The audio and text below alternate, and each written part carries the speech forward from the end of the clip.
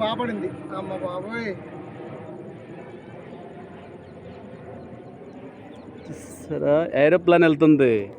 గోదావరి నది మీద నుంచి aeroplane. What a beauty, what a beauty. Godavari ఉప్పొంగినే గోదావరి. చాలా బాగుంది, ఎక్సలెంట్. చూసారా వాతావరణం ఎలా ఉందో. మనం వీడియో తీస్తున్నప్పుడు గోదావరి మీద నుంచి మరి ఏరోప్లేన్ వెళ్తుందంటే అట్లుంటుంది, మరి అట్టుంటుంది. జై పవనిజం.